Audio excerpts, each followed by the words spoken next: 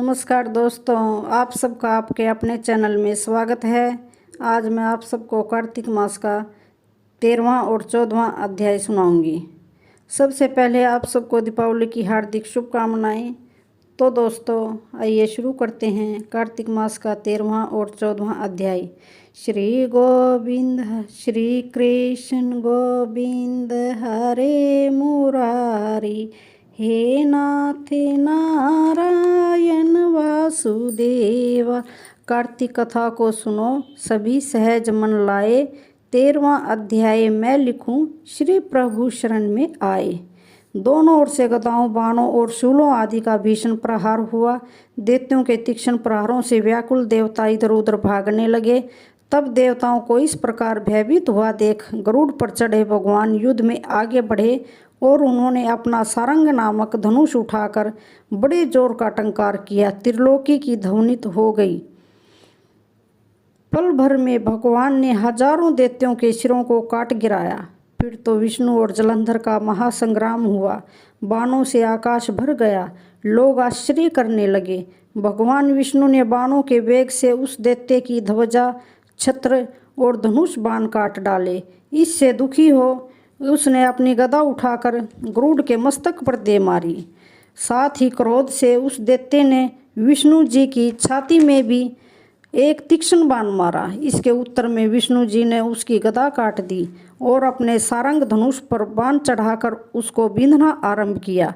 इस पर जलंधर इन पर अपने पैने बाण बरसाने लगा। उसने विष्णु जी का कई पैने बाण मारकर वैष्णव धनुष को काट दिया। धनुष कट जाने पर भगवान ने गदा ग्रहण कर ली और शीघ्र ही जलंधर को खींच कर मारी। परंतु उस अग्निवत अमोद गदा की मार से भी वह दैत्य कुछ भी चलायमान न हुआ। उसने एक अग्निमुख त्रिशूल उठाकर भगवान विष्णु पर छोड़ दिया। विष्णु जी ने शिव के चरणों का स्मरण कर नंदन नामक त्रिशूल से उसके त्रिशूल को छेद दिया। जलंधर ने झपट कर विष्णु जी की छाती पर एक जोर का मुक्का मारा। उसके उत्तर में भगवान विष्णु ने भी अपनी एक मुष्टि बाहुओं और मुष्टि से बाहु युद्ध करने लगे। कितनी ही देर तक भगवान उसके साथ युद्ध करते रहे। तब सर्वश्रेष्ठ मायावी भगवान उस दैत्यराज से मेघवाणी में बोले, रे रण दुर्मद दैत्य श्रेष्ठ, तू धन्य है जो इस महायुद्ध में इन बड़े बड़े आयुधों से भी भयभीत न हुआ।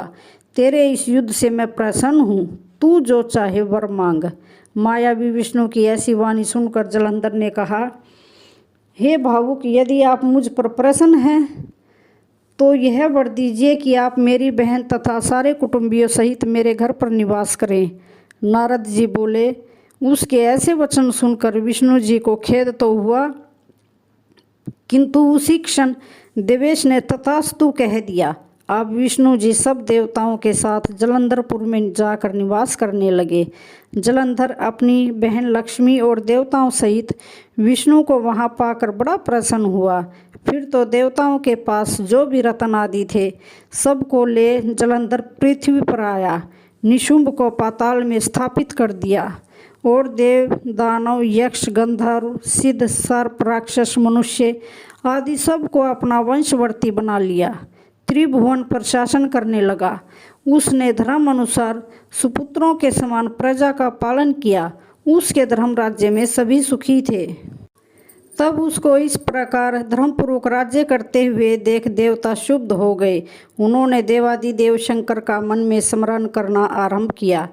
तब भक्तों की कामना पूर्ण करने वाले शंकर ने नारद जी को बुलाकर देव कार्य की इच्छा से उनको वहां भेजा।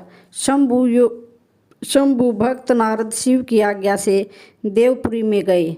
इंद्र आदि सभी देवता व्याकुल हो शीघ्रता से उठ नारद जी को उत्कंठा भरी दृष्टि से देखने लगे।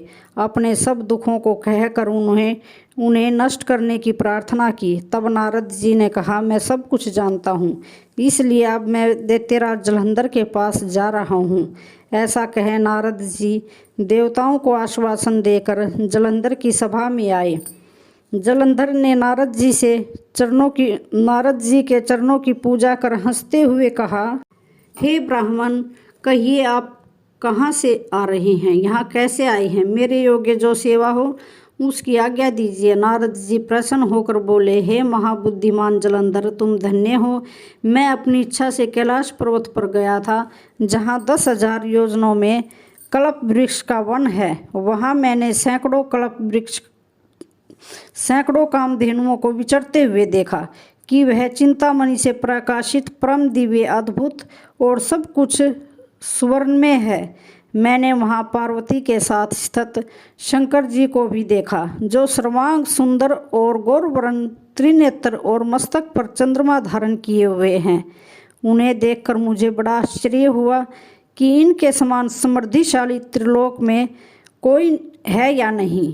हे दैत्येंद्र, उसी समय मुझे तुम्हारी समृद्धि का स्मरण हो आया और उसे देखने की इच्छा से ही मैं तुम्हारे पास चला आया हूँ। यह सुन जलंधर को बड़ी खुशी हुई।